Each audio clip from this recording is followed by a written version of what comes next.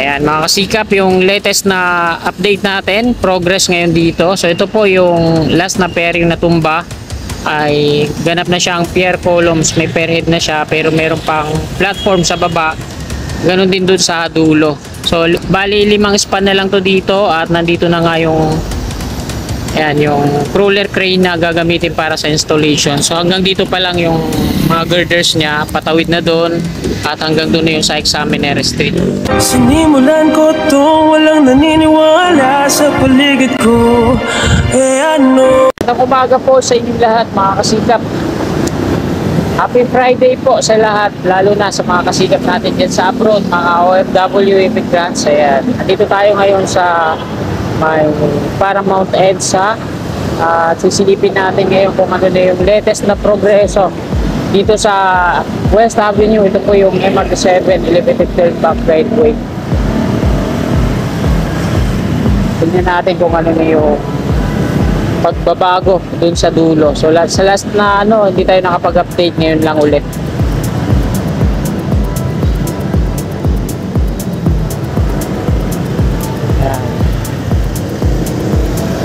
Halos wala na yung mga support dito sa kanan. Ito yung double columns na to. Ito na yung viaduct patungo dun sa dulo. Tingnan natin dun sa last na pair, no? Kung natanggalan na ba ng forma. Konkreto na yung pair head nun. Yung natumba na dati nung rebar cage pa lang. At kung nagtuloy-tuloy na ba yung installation ng mga concrete girders hanggang dun sa Examiner sa dulo. Ayan yung titingnan natin sa video ito. Araw nga po ngayon ng Biyernes, ika-21 na po ng Nobyembre, taong 2025.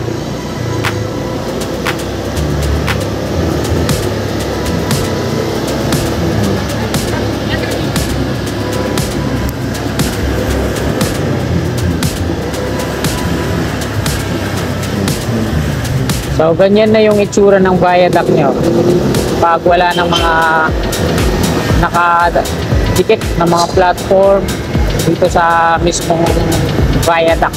Ito, malinis na, no?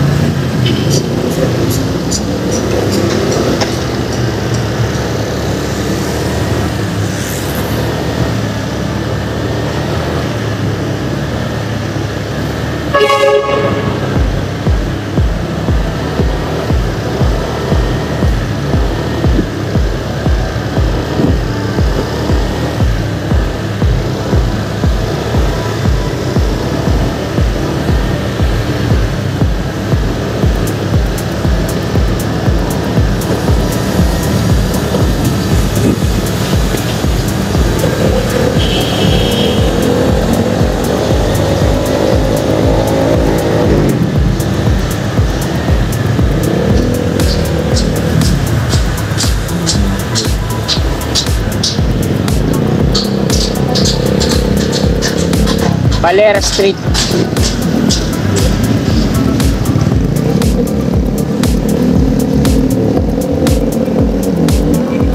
Ito na mga kababayan, tinanggalan na nga ng forma yung last na pair dito, yung dating rebar cage na natumba.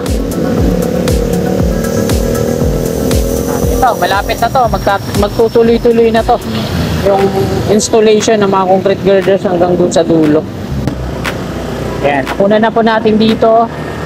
Balik ulit tayo sa EDSA Paramount. Doon tayo mag-end ng ating vlog sa may Unified Grand Central Common Station.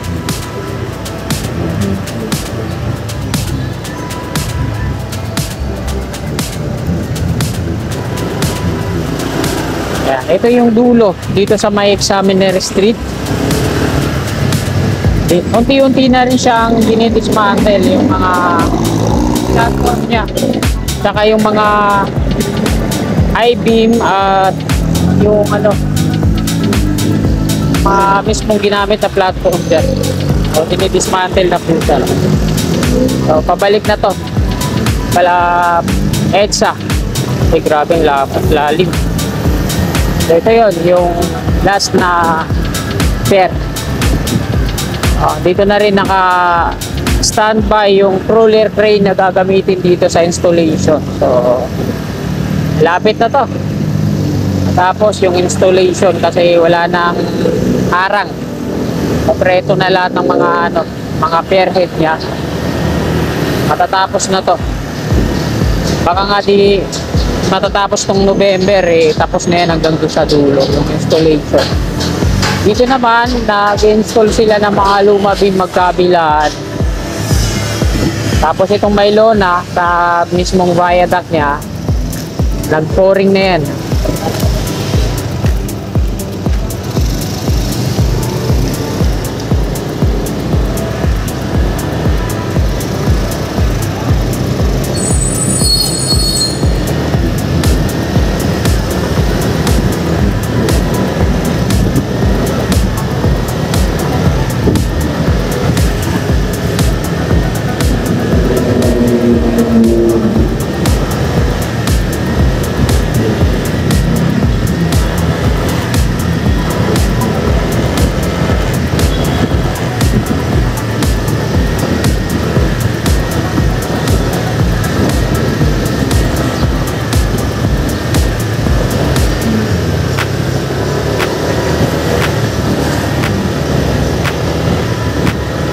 Ganda no? Straight na straight talaga yung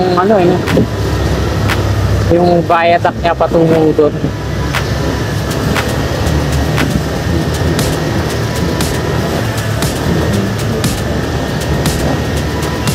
Makikita mo talaga yung husay ng isang proyekto kung ganito, eskwalado.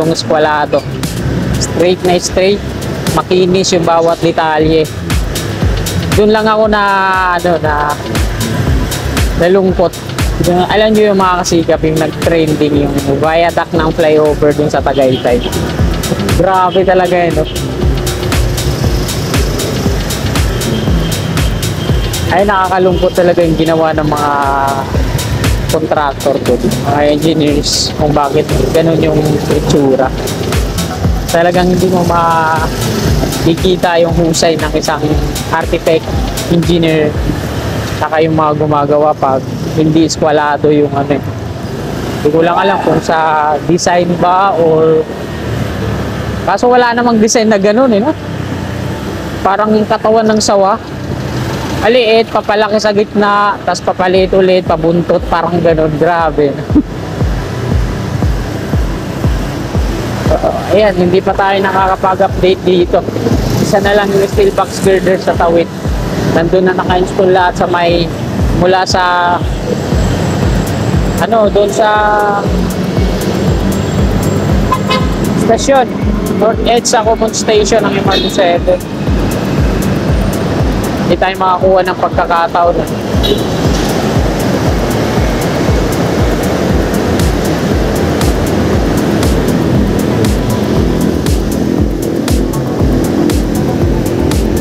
Ayan mga kasikap, kagaya nga ng sinabi ko sa inyo kanina, nandito tayo mag-end ng ating vlog sa may Unified Grand Central. So hanggang dito na lang itong video na to. Maraming salamat. God bless.